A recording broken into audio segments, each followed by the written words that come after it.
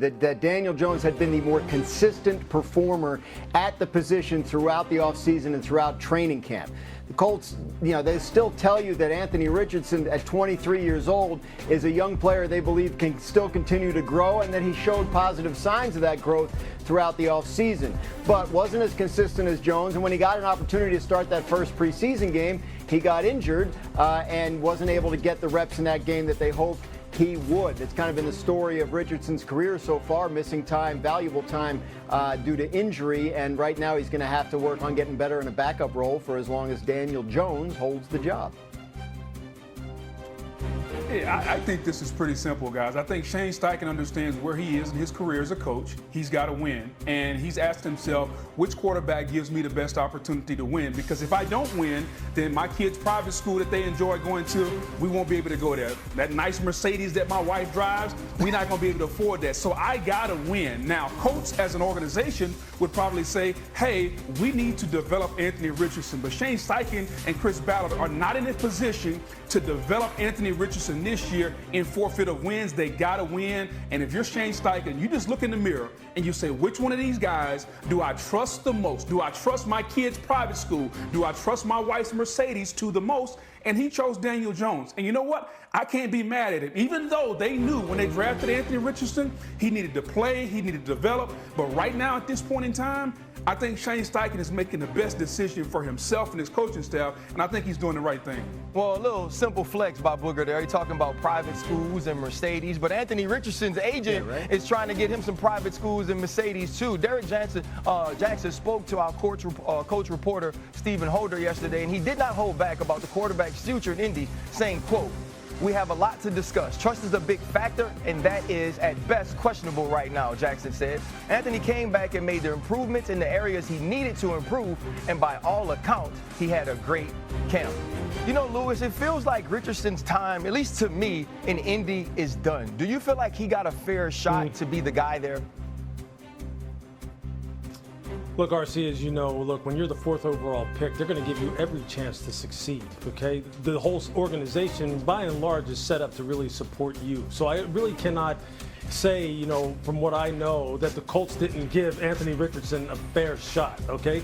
Are there things that when they go back and they analyze this that maybe they could have done better to support him? Maybe they could have done better to motivate him, to get him to the place that they needed to get him to from a cerebral perspective, from a readiness perspective? Sure, but a lot of this really does seem to center around two things. One, it seems as though they question, to some degree, his football character, his willingness to really buy in and be a first in, last out guy, a tone setter, a leader, a guy who buys into everything that it takes to be a professional at the highest level.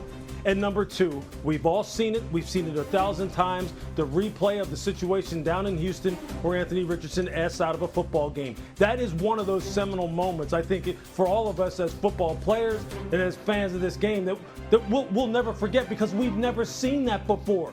We've never seen that out of that position before, ever in the NFL level. That's something that he's going to be facing for the rest of his life, trying to push that back and say, that's not who I am. And I think this really comes down to that. It comes down to trust. And they simply trust Daniel Jones more. Yeah, I think that's real, Garage. What do you think? You good, Garage? What's that? I said you're good. Yeah, I think trust, the thing they've been unable to trust about him is his health. He hasn't been able to stay on the field. He has missed 19 of the 34 games the Colts have played since they drafted him. And when they drafted him, they said he has to play in order to get better. So I think when you look at Anthony Richardson's possible future in Indianapolis, it rests on a couple of things. Daniel Jones hasn't been the picture of health throughout his career either. Something could still happen there and give Richardson another opportunity. And if the Colts start to lose games, oftentimes you see a quarterback change brought up as an answer to that. So I'm not sure I rule out the possibility of seeing him in a Colts uniform again. Well, Anthony Richardson's time may be done, but Cam Ward's time in Tennessee is just starting. And he had a little scuffle with a big man in Jeffrey Simmons. Let's hear what the star rookie had to say. Just strong as I would say. It was fun at the same time, and I think it was what we needed, though. I mean, we love competing. especially me, Jeff. And, I'm excited to have that man as my teammate. And so, I can't wait to see what he do. Sundays I already know what he about, but I get to see the real thing coming soon. Listen, y'all, Jeffrey Simmons has to keep his hand off the money, but Cam Ward is a guy who is showing he's a competitor. Our Titans reporter, Teron Davenport, was there. Hey, man, tell me exactly what happened at camp this week. Yeah, well, you know how it gets, man. It was hot as fish grease out here, and tempers flared up. And basically what happened, on the previous play, Julius Chestnut, he bounced the run outside and got to the end zone, but he bounced it off of a J.C. Latham block on Jeffrey Simmons. J.C. Latham and Simmons, they have a rivalry, too. They talk back and forth, so he was letting Simmons hear it all the way up until the huddle. And then the next play, Ward hit Ridley for a touchdown, and he went over to celebrate it with his receiver, but on the way over there, he stopped, gave Jeff a push, and did his celebration. And Jeff didn't like that. So 2 hands to the face, and next thing you know, everybody came over to break it up.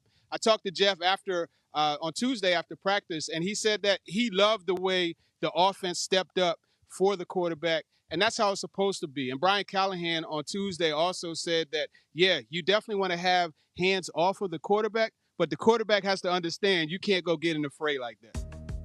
Hey, you got to stay away from the big men, bro. Listen, the big men are not scared to throw hands. I remember one time we had a camp fight, and, I was kind of just holding the lantern outside of the huddle. Ramon Foster walked behind me, picked me up, and walked me away from the fight, and I was facing the fans. And that's when I realized there's a reason they got weight classes in boxing, fellas.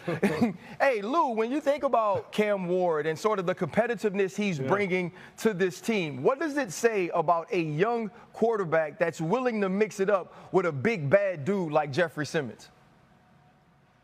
Yeah, man, look, we throw around the word alpha all the time, right? Like, this guy's an alpha, this guy's an alpha, this guy's a leader, this guy's a force multiplier, whatever word you want to use. Well, Cam Ward is all of that.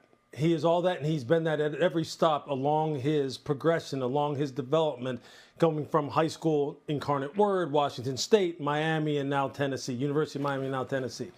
And everyone that you talk to that knows him best will tell you he takes no junk from nobody. From day one when he was down in Coral Gables with the Miami Hurricanes, he wanted everybody's number. He wanted everybody's contact. He was taking over. He was taking control. It was literally a situation where he said, look, I'm the captain now, and you're going to do it the way I want. And he took that university, by the throat and really led them. Had it not been for a poor defense last year, they would have been in the NCAA playoffs. He's going to do the same for this organization. He's going to have a great career. I expect him to do real big things in his rookie season.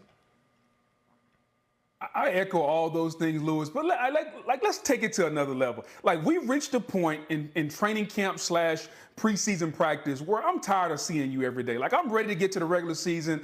I don't know how many more scrimmages, how many more walkthroughs I can get through. Like, I get it.